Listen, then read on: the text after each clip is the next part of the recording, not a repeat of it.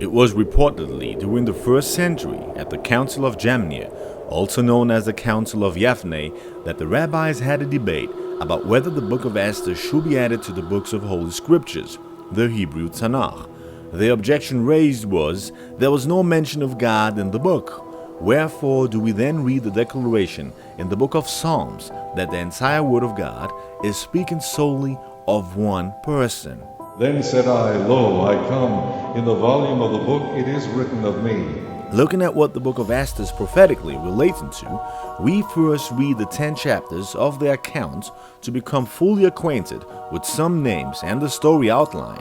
Here is what took place around the year 465 BCE in the day of the Persian Empire.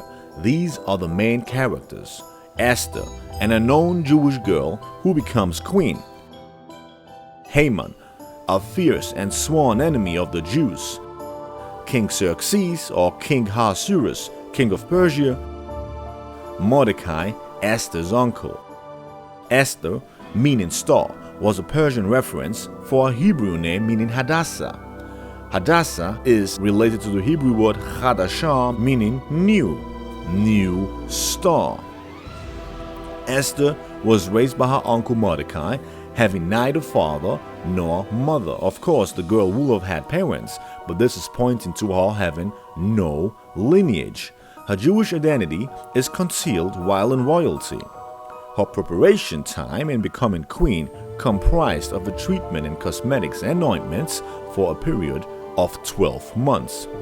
Haman was the son of Hammedatha. Hammedatha means he that opposes the law, while Haman means a rioter or a rager. We hence have the rioter, the son of the enemy of law. Will this be a reference to the lawless one? Bear that one in mind as we proceed. Trouble brews for the Jews when Mordecai will not bow down to Haman. It's getting interesting.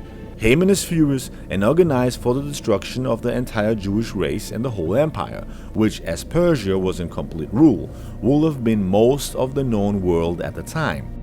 Let's first take a further look at Haman. He is said to be an Agagite. We have to go back to the Torah and the prophets.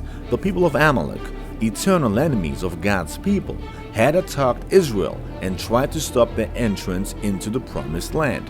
At the battle which Joshua fought against them under the banner of Moses, Yah Elohim declares, And the Lord said unto Moses, Write this for a memorial in a book, and rehearse it in the ears of Joshua. For I will utterly put out the remembrance of Amalek from under heaven.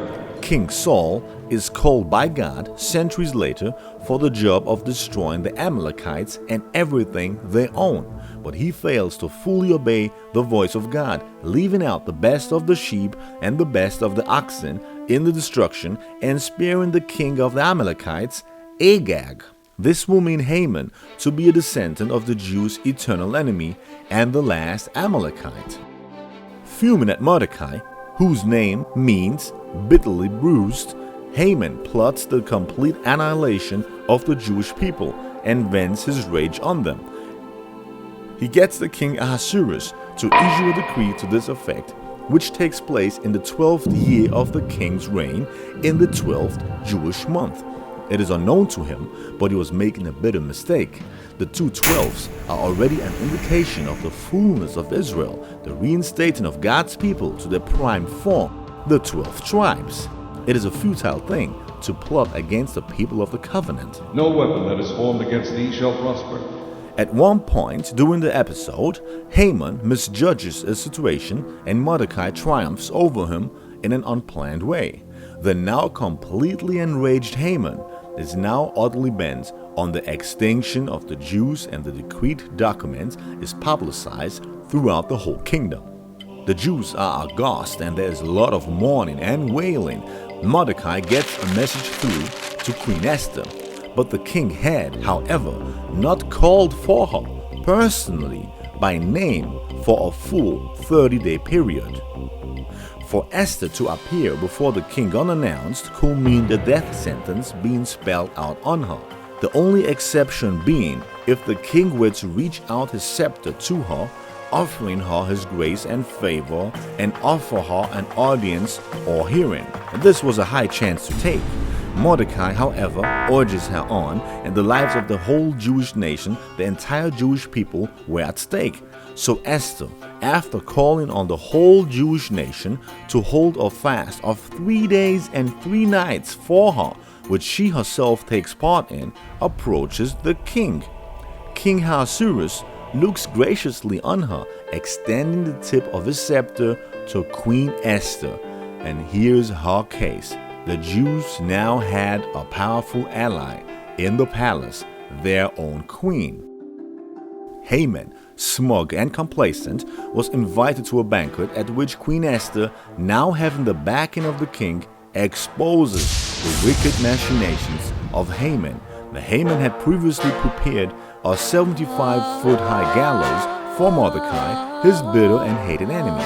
The judgment pronounced on Haman was now for him to be hanged on it himself. Haman is hanged on the very instrument he had prepared for Mordecai.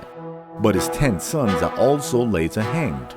And the beast that was and is not, even he is the 8th, and is of the 7th, and goeth into perdition. Haman and his 10 sons represent the last beast system in rule at the return of the Messiah. And the 10 horns which thou sawest are 10 kings, which have received no kingdom as yet, but receive power as kings 1 hour with the beast. Which we read from the prophecies of Daniel. So Haman represents the anti-Messiah, the hater of Israel, while his 10 sons represent to us his subordinate kings, all of whose forces are obliterated at Messiah's coming.